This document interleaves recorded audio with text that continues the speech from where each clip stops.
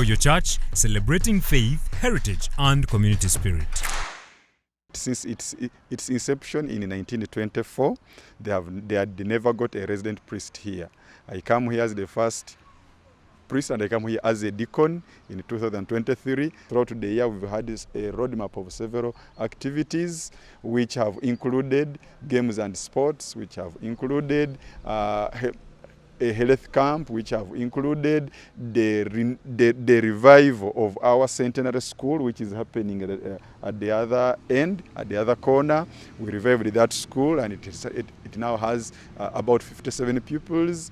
And then we have also done several engagements in the home, including the laying of memorial stones on people's buildings. Those who will come in the years in front will see that something happened in the year when this church was making 100 years. I understand you've been here not for so long yet.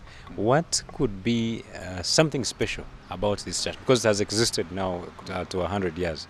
What have you found that is very special about this church? What is so special in this church is the church has a mechanism. The way it does its ministry is different from the way I've found other churches.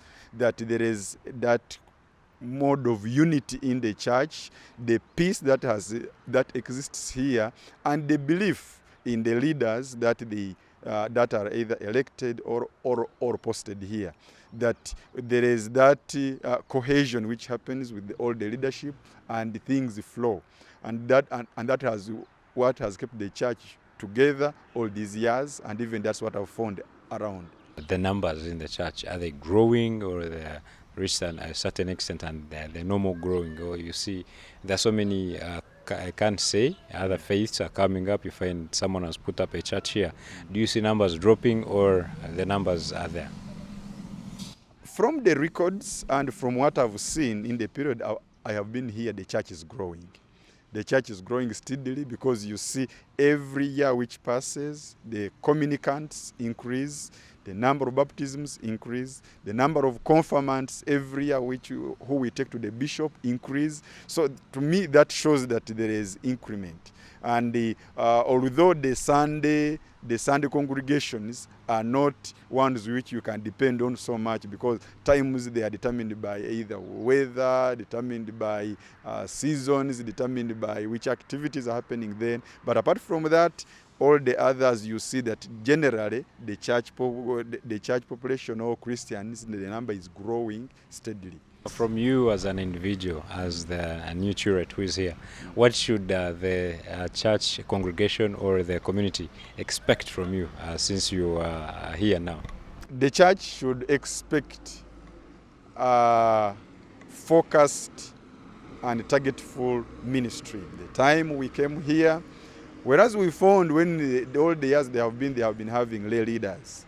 But when we came and we found some things were not to that level of ministry, at the level of thinking like a priest. But since we came in, they should expect that the ministry will continue to grow high, their spiritual life will grow, their social life will grow, their financial life will grow, because we are doing engagements here and there, sensitizations. We are speaking to them, we are encouraging them to work, we are encouraging them to engage in projects, to participate in government programs. So all of these we do in our usual ministry, preaching, teaching, both in the church and outside the church. So we really expect that in the time we are going to be with them, and in the forthcoming years, we see the church growing. How have you seen the church develop ever since?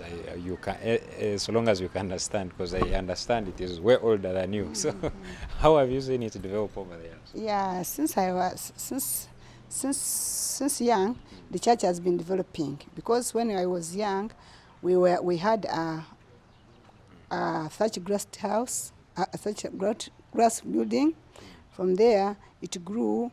We got a brick court building, a permanent house.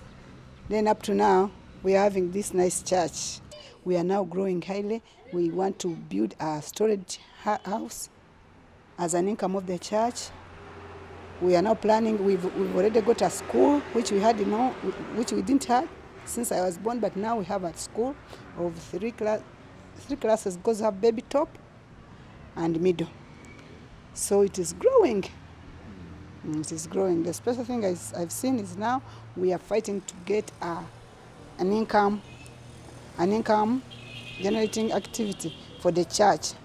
This magnificent structure that you are seeing here is St. John's Church of Uganda, Katasiha, here in Bunyoro Kitara Diocese, and of course this is Hoima City. And you have heard it, how interesting the church has grown for over 100 years, they are telling us. And of course starting way back in a grass thatched building, but now here it is very magnificent, and of course serving the community for now close to 100 years. As you can see just here, St. John's Church of Uganda, Katasiha, and their programs, they start very early in the morning at 6:30. Then that is of course Sunday, and also they have Sunday school. You can imagine at 6:30 some of the young children also being able to be here. And then at 9:30 they always have an English service, which is very common, by the way, to almost all other churches. And then at 11 a.m. you can say is the main service, which is the Runyoro or the local language service here. So it is quite interesting, and as you've heard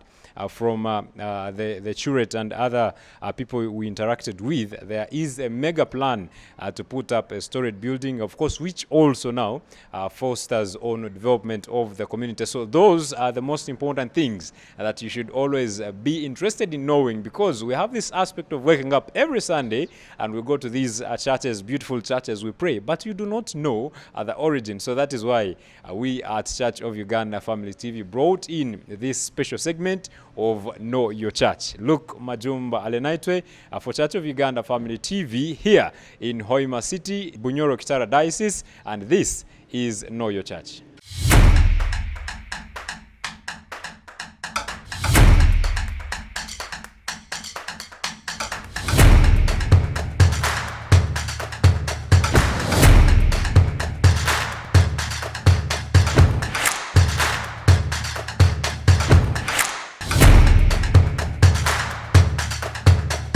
Know Your Church, celebrating faith, heritage, and community spirit.